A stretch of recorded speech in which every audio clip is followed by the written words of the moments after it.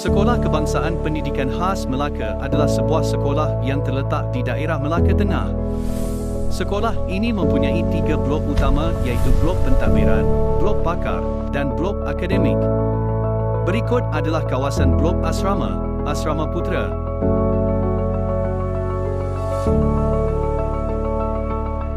Dewan Makan,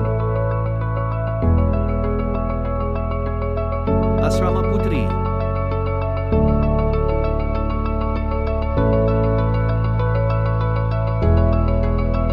Penubuhan SKPK Melaka bermula dengan projek rintis sekolah khas Pekat Percantuman di Primary English School Bukit Baru pada 1962.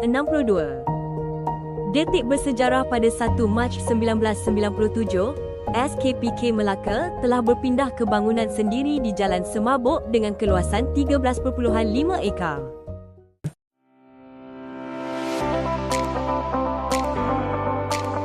Sekolah Kebangsaan Pendidikan Khas Melaka, kod MBA 2039, telah menyertai program transformasi sekolah 2025 kohort 7.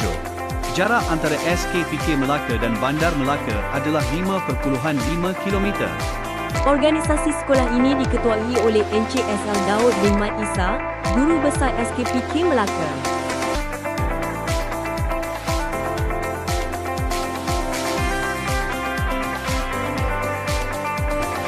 Berikut adalah barisan guru dan AKP SKPK Melaka.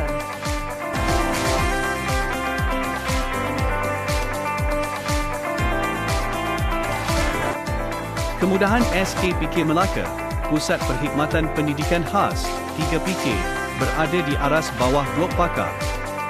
Blok Pakar menempatkan bilik-bilik khas seperti pusat sumber dan bilik sains. Blok Akademik pula menempatkan bilik-bilik darjah dan sebahagian bilik-bilik khas. Berikut adalah smart board yang ditempatkan di bilik ICT. Sekolah ini juga dilengkapi dengan kemudahan bas dan van sekolah. Sekolah ini juga mempunyai kemudahan atau laluan khas OKU dan MDPK. Padang sekolah yang luas. Kemudahan asrama iaitu Asrama Puteri, Dewan Makan dan Asrama Putera.